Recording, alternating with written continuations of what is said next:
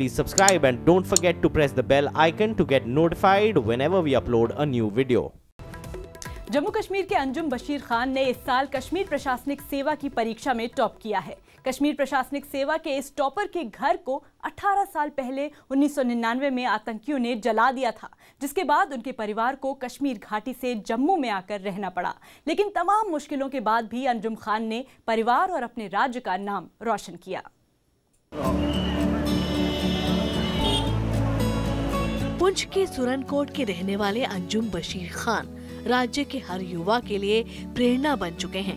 दरअसल अंजुम जब छोटे थे तभी आतंकियों ने उनका घर जला दिया था, जिसकी वजह से बचपन में ही उनके परिवार को पुंछ छोड़ जम्मू आकर रहना पड़ा। ऐसे हालात के बावजूद वो अपने सपनों के पीछे भागते रहे और आखिरकार जम्मू कश्मीर प्रशासनिक सेवा में टॉप किया। 1998-99 में हमारा जो गांव में घर था वो भी मिलिटेंट्स ने जला दिया था। तो उस टाइम पे एक क्रूशियल मोमेंट पे हमारे पेरेंट्स ने हमें उस गंदे माहौल से निकाला और जम्मू में लेके आए और हमें एक प्लेटफॉर्म प्रोवाइड किया कि हम उस पे हार्नेस कर सकें। अंजुम की इस उपलब्धि पर सुरनकोट में उनके रिश्तेदार भी फूले नहीं समा रहे हैं। उन्हें अंजुम पर गर्व है। मिलिटेंसी के दौरान में हमारा इलाका परेशानियों का शिकार रहा और कोई भी अच्छे काम करने में रुकावट बनी रही। पीर पंजाल में हमारे एक नौजवान ने सबका नाम रोशन कर दिया है।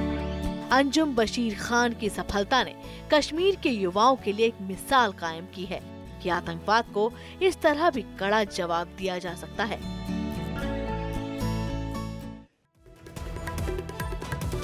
हमारे सहयोगी पवन शर्मा हमारे साथ जुड़ गए हैं। पवन, न्यूज़ 18 इंडिया की खबर का जिक्र करते हुए आज पीएम मोदी ने मन की बात में जिक्र किया अंजुम बशीर का। उनकी कहानी हमारे दर्शकों को एक बार शुरुआत से बताइए। देखिए, अंजुम बशीर जो है वो पुंछ का सुरनकोट इलाका है और वहाँ पर ही एक बहुत दूर दराज का गांव है मोड़ा बशई, जो कभी आतंकियों का गढ़ होता था। वहाँ पर रात तो क्या दिन के समय भी लोग नहीं जा पाते थे। बहुत ज्यादा आतंकी उस एरिया में थे और अंजुम बशीर जो थे, इनकी पूरी फैमिली जो थी वो पढ़ी लिखी थी, लेकिन आतंकियों को इनका पढ़ना लिखना नागुजार गुजरा था और उन्होंने इसके घर को आग लगा दी और जो इनके पड़ोसी थे उनको भी पीटा, जो इनके ताया और चाचा थे उनको भी बहुत पीटा था। तो उसके बाद इनके फादर ने अंजुम को लेकर और परिवार को लेकर जम्मू पलायन कर दिया था। उसके बाद ये लड़का जो जी खुद अंजुम बशीर जी हमारे साथ फोन लाइन पर जुड़ गए हैं। अंजुम बशीर जी, बहुत बहुत बधाई। सबसे पहले पीएम मोदी ने आपकी कहानी का जिक्र किया। हम आपसे जानना चाहेंगे किस तरह की मुश्किलों का सामना आपको करना पड़ा था, किस तरह आपने ये मुकाम हासिल किया। सबसे पहले तो I am thankful to honourable prime minister. आज बहुत खुशी की बात है मेरे लिए कि उन्होंने मेरा जिक्र भी किया और मुझे एनकरेज किया। ये एक बहुत बड़ी बात होती है और मुझे फ्यूचर में कुछ और करने के लिए ये बहुत ज़्यादा प्रेरणा देता रहेगा। बहुत बहुत शुक्रिया उनका भी और आपका भी बहुत शुक्रिया। सबसे पहले तो ये जैसे जानते हैं सारे 90s पूरा ही डिस्टर्ब रहा जम्मू कश्मीर पूरी स्टेट के लिए और हमारा जो रीजन था बहुत फार फ्लंग भी था। कोई अच्छा एजुकेशन सिस्टम भी नहीं था वहाँ पे। एजुकेशन इंफ्रास्ट्रक्चर डेफिसिट एरिया हो, ऊपर से लॉ एंड ऑर्डर की प्रॉब्लम हो, वो तो एक दोहरी हमारे लिए एक मुशक्कत हो गई। बट क्योंकि मेरे फादर गवर्नमेंट सर्विस में थे ऑलरेडी, ही डिसाइडेड कि यहाँ पे बच्चे जो है किसी नेगेटिव तरफ ना चले जाएं, उन पे बहुत ज़्यादा असर ना हो। हमने प्राइमरी एजुकेशन वहीं से की, लेकिन बाद में वो हमें जम्मू लेके आ गए। जम्मू में फिर मैंने यहाँ से अपना हाई स्कूल हायर सेकेंडरी यहाँ से किया। Then after I did computer science, engineering in computer science. Though it was very difficult, लेकिन कुछ पेरेंट्स की एफर्ट थी तो वो ऊपर वाले ने एक्नॉलेज किया और आज मैं यहाँ हूँ। बिल्कुल अंजुम, कश्मीर के नौजवानों को क्या कहेंगे? उन्हें क्या, आप एक मिसाल तो बन ही गए हैं, कश्मीर के नौजवानों के लिए क्या संदेश है आपके पास? यूथ कहीं का भी हो, मैं समझता हूँ यूथ में बहुत पोटेंशियल है। हमारे फार फ्लंग एरियाज का हो, जम्मू रीजन का, कश्मीर रीजन का, बहुत ज़्यादा एनर्जी है, पोटेंशियल है उनमें, बहुत ज़्यादा एफिशिएंट लोग हैं। बट कहीं ना कहीं वो अपनी एनर्जी को, अपने पोटेंशियल को कुछ नेगेटिव चीज़ों में यूज़ कर रहे हैं, जो बहुत ही अनफॉर्चुनेट है। मेरा मैसेज भी है कि कुछ अच्छा कीजिए, अपने पोटेंशियल का पॉजिटिव यूज कीजिए, अपने फैमिली के लिए, अपनी सोसाइटी के लिए, अपनी कंट्री के लिए, वही बेहतर होगा। और मेरा मैसेज भी है, और मैं मेरी तरफ से जो भी होगा, मैं अपने एंड से भी जो भी कोशिश होगी, कोई गाइडेंस होगी, आई एम ऑलवेज देयर। तो अब मुझे बहुत खुशी भी होगी कि हमारे यूथ अगर कोई पॉजिटिव तरीका अपनाएंगे और अपनी एनर्जीज को यूज करेंगे for the betterment of the society and country. जी अंजुम जी, खुद प्रधानमंत्री मोदी ने आपकी तारीफ करते हुए इतना कुछ बोला, आप क्या कहना चाहेंगे, कैसा महसूस कर रहे हैं आप? जी मैम, मुझे तो आज सबसे ज्यादा खुशी हो रही है। पहले दिन भी बहुत हुई थी, लेकिन आज बहुत ज्यादा, बिकॉज आई नेवर एक्सपेक्टेड कि मैं टॉप कर जाऊंगा। मैंने अपना बेस्ट किया था, I wanted to join the administration, but ये सोचा नहीं था टॉप कर जाऊंगा, ये अल्लाह की तरफ से कुछ हुआ। बट आज जब मुझे किसी ने फोन कॉल की कि prime minister has mentioned my name and he has sort of congratulated and wished me, तो मुझे बहुत ज्यादा खुशी हुई, यकीन जानिए, बहुत ज्यादा खुशी। मैं बहुत बहुत शुक्रिया अदा करता हूँ उनका, क्योंकि एक अच्छी चीज की सपोर्ट करना ये भी एक बहुत बड़ी बात है। बिल्कुल अंजुम, आपसे ये जानना चाहेंगे कि आपका सपना क्या हमेशा से ही प्रशासनिक सेवा में जुड़ने का था, या कुछ और सपना था, बाद में ये आप जो है टॉप कर गए?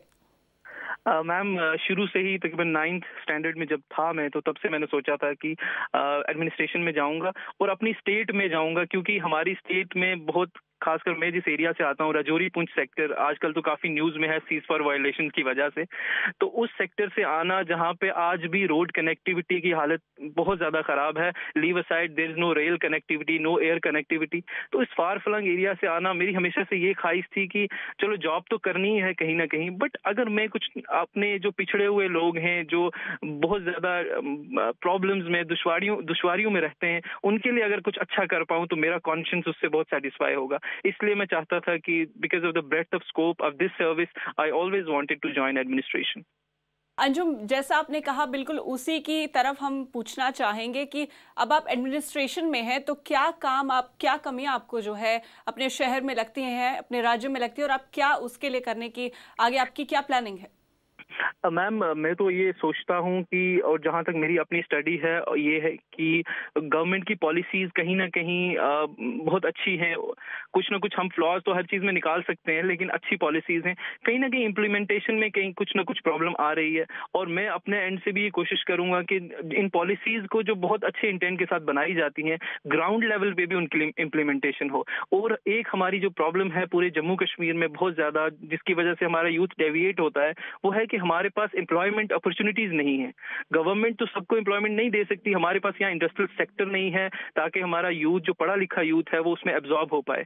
जब ऐसा होता नहीं है तो यूथ कहीं ना कहीं लेफ्ट राइट करके नेगेटिव एक्टिविटीज में इन्वॉल्व हो जाता है। मेरी पहली प्रायोरिटी रहेगी और अपील भी रहेगी कि हम इस तरफ काम करें ताकि हमारा यूथ एब्जॉर्ब हो सके किसी पॉजिटिव चीज के लिए।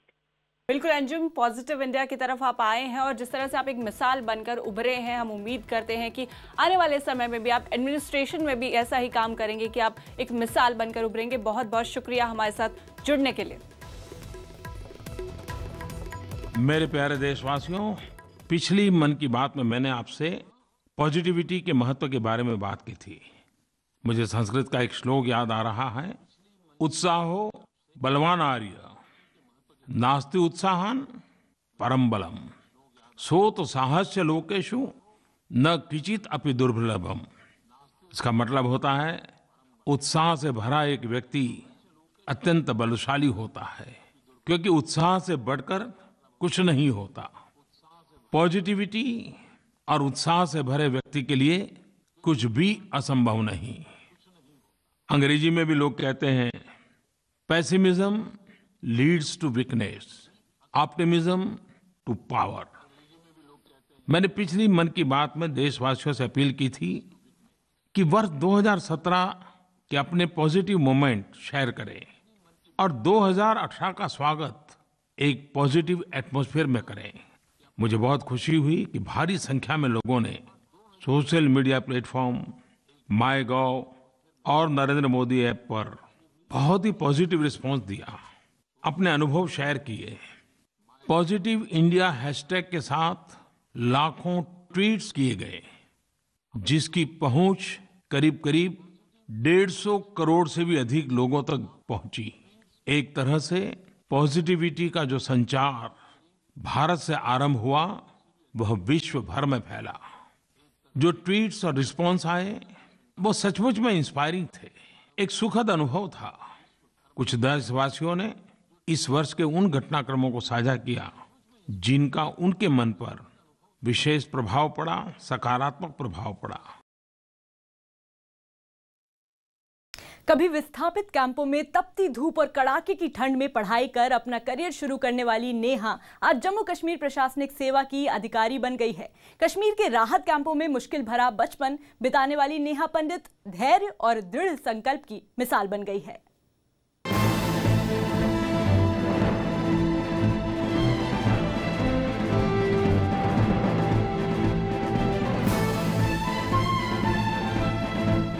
नेहा पंडित ने कड़ी मेहनत और लगन के दम पर विस्थापित कैंप से कुर्सी तक का सफर तय किया है। नेहा पंडित ने तीसरी कक्षा से लेकर ग्रेजुएशन तक जम्मू के विस्थापित कैंप के टेंटों में रहकर ही पढ़ाई की है। मूल रूप से कश्मीर के शोपियां की रहने वाली नेहा का परिवार 1992 में विस्थापित होकर जम्मू आ गया था। उस वक्त नेहा महज 2 साल की थी। इसके बाद 5-6 साल नेहा के परिवार को खुले कैंपों में ही बिताने पड़े। लेकिन विपरीत परिस्थितियों में भी नेहा ने हार नहीं मानी और आखिरकार नेहा ने इस परिवार को खुशियां दिलाई। हमें बहुत प्रसन्नता है, जो हम चाहते थे वो इसने करके दिखाया। ये जो 27 साल का संघर्ष है, ये बहुत दुख है, बहुत दुख भरी कहानियां हैं इसमें। बेटी पढ़ाओ बेटी बचाओ। टेंट में न बिजली होती थी और न ही दूसरी सुविधाएं। बावजूद इसके नेहा ने पहले एमएससी और फिर कश्मीर प्रशासनिक सेवा में 4था स्थान हासिल किया। खुशी के इस मौके पर भी नेहा अपने दुखों की दास्तान को भूल नहीं पाई। बहुत सारे स्ट्रगल्स रहे हैं, बहुत सारे। सबसे ज़्यादा तो फिनेंशियल क्राइसिस थे घर पे। मैंने उन्हें बस एक बारी में कह दिया, नहीं मैं करूँगी, चाहे मुझे 2 साल लगे, 4 साल लगे, मैं सेल्फ स्टडी से ही करूँगी। नेहा की उपलब्धि से सभी लोग खुश हैं और रिफ्यूजी कैंप से कुर्सी तक का सफर तय कर नेहा ने कश्मीरी पंडितों का नाम भी रोशन कर दिया है।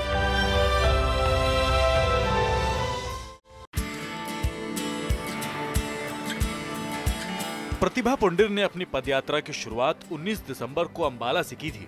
उन्हें इस मुहिम में सेना में लेफ्टिनेंट उनके पति मनीष पुंडिर सेंगर और दोनों बच्चों का भी साथ मिला। पति मनीष पुंडिर ने अपनी पत्नी को सपोर्ट करने के लिए छुट्टी ले रखी है। सोच नहीं बदलेगी तो तब तक बदलाव नहीं आएगा। बहुत अच्छी चीज कर रही है तो उसमें उनका साथ देना तो बनता है। पद यात्रा के दौरान मथुरा के अजीजपुर गांव में उन्हें कुछ लड़कियां घर के बाहर बैठी दिखी तो प्रतिभा उनके पास पहुंची और उनको स्कूल जाने के लिए समझाने लगी।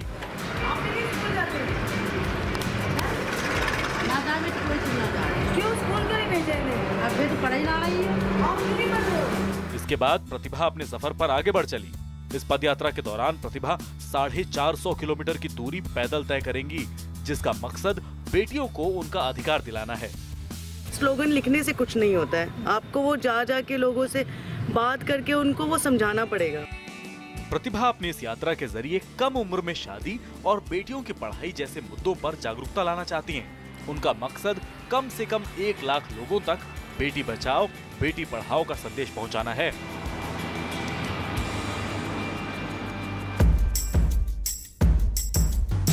व्हील चेयर पर बैठे राजकुमार वैश्य एमए की डिग्री लेने के लिए जैसे ही हॉल में दाखिल हुए, पूरा हॉल तालियों की गड़गड़ाहट से गूंज उठा।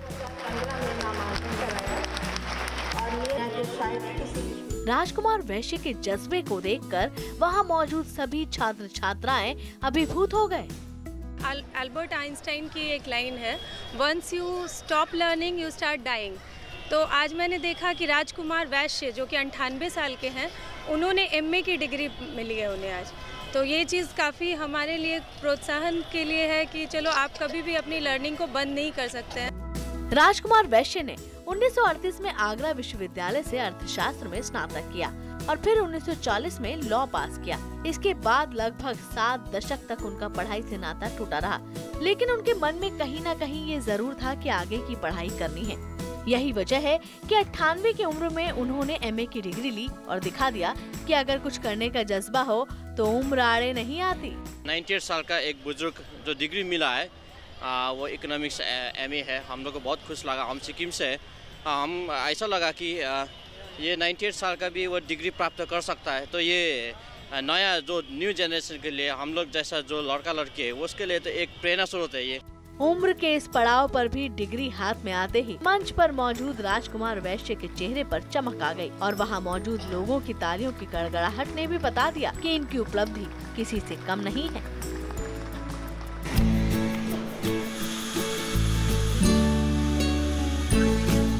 कोलंबा जेल के कैदी कुछ अलग अलग कर दिखाना चाहते हैं और यही वजह है कि ये कैदी अलग अलग विधाओं से लोगों का मन मोह रहे हैं।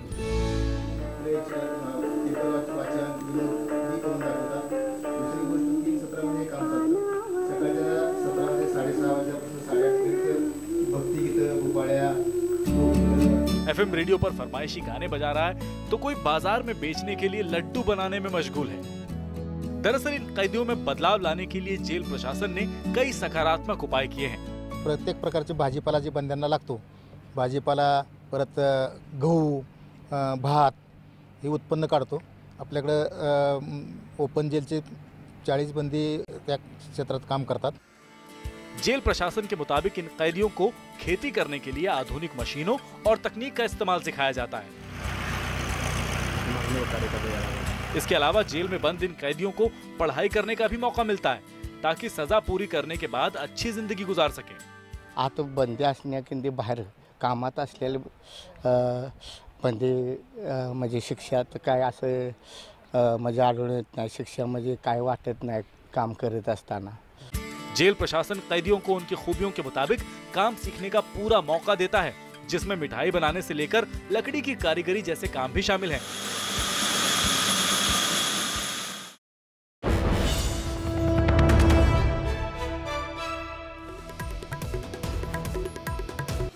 रिफत अब्दुल्ला श्रीनगर से बड़ी खबर दे रहे हैं। जम्मू कश्मीर के पुलवामा में आतंकियों ने CRPF कैंप पर आत्मघाती हमला किया है। अवंतीपोरा के लेथपुरा इलाके में CRPF कैंप पर हुए इस आत्मघाती हमले में एक जवान शहीद हो गया, जबकि 3 जवानों के घायल होने की खबर है। बताया जा रहा है कि अभी भी 2 से 3 आतंकी CRPF कैंप में घुसे हुए हैं। CRPF के मुताबिक तड़के लगभग 3 बजे आतंकी इस कैंप में घुसे थे और अब भी सुरक्षा बल और आतंकियों के बीच गोलीबारी जारी है। आतंकी संगठन जैश-ए-मोहम्मद ने इस आत्मघाती हमले की जिम्मेदारी ली है। आतंकियों ने CRPF की 185वीं बटालियन पर हमला बोला है। इससे पहले न्यूज़ 18 इंडिया ने खुफिया रिपोर्ट के आधार पर ये जानकारी दी थी कि साल के आखिरी दिन आतंकी घाटी में किसी साजिश को अंजाम दे सकते हैं। CRPF कैंप में लगातार फायरिंग का सिलसिला जारी है। जैसा कि पहले ही कहा कि फिदाइन अटैक हुआ है CRPF के कैंप पे और जैश के मिलिटेंटों ने फिदाइन अटैक अंजाम दिया है। बताया जा रहा है 2 से 3 मिलिटेंट जो है वो अंदर घुसे हैं कैंप के और आप देख सकते हैं कि ये वो बिल्कुल बिल्डिंग आप देख सकते हैं न्यूज़ 18 इंडिया के पास एक्सक्लूसिव विजुअल्स इस बिल्डिंग के। यही वो बिल्डिंग है जो आपको ग्रीन जो है आपको रूफ दिखता है और राइट साइड में जो बिल्डिंग्स हैं ये ट्रेनिंग सेंटर की हैं, जो पुलिस का भी है और CRPF का भी एक ट्रेनिंग सेंटर है।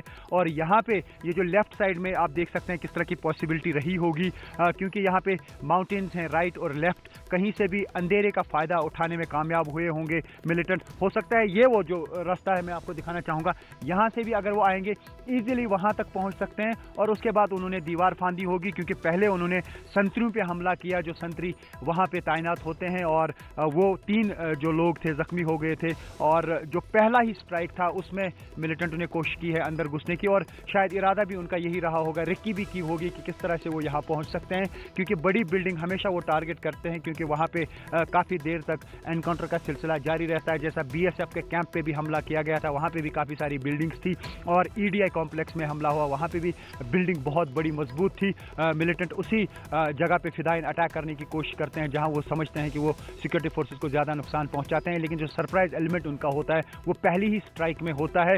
और उसके बाद चूँकि यहाँ पे काफ़ी सारे CRPF के भी लोग हैं और पुलिस के भी काफ़ी सारे लोग हैं, फिर से मैं दिखाना चाहूँगा ये पूरा एरिया आप देख सकते हैं, ये मेन बिल्डिंग जो आप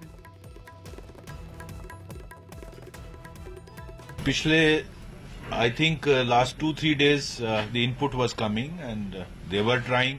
They probably did not get the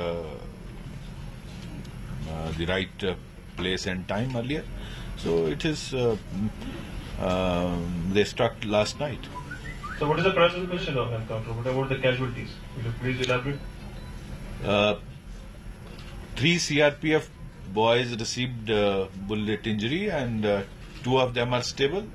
1 has martyred. That's the information.